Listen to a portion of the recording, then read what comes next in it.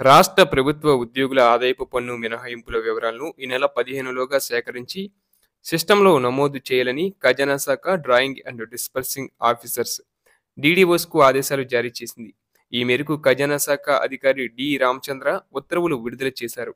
ఉద్యోగుల ఆదాయపు పన్ను మినహాయింపు వివరాలను ఫిబ్రవరి 15లోగా సమర్పించాలి. డీడీఓస్ తమ పరిధిలోని ఉద్యోగుల ఆదాయపు పన్ను లెక్కింపులు చేసి తప్పనిసరిగా సమర్పించాలి. పన్ను మినహాయింపులకు సంబంధించిన అన్ని రికార్డులు, ఆధారాలు సక్రమంగా ఉండాలి. జీతం, DA, HRA, CCA, medical house recovery తదితర అంశాలను పరిగణలోకి తీసుకొని పన్ను లెక్కించాలి.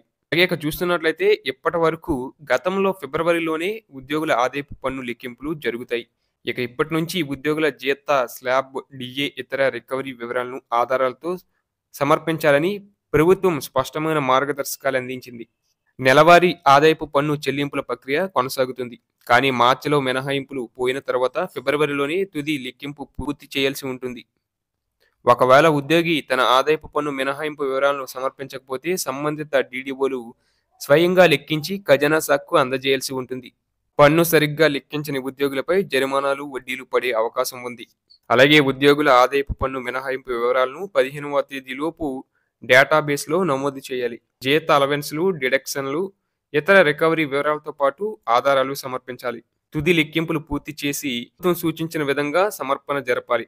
అవసరమైనట్లయితే పన్ను మినహాయింపులు ఆధారాలను అధికారులకు అందించాలి.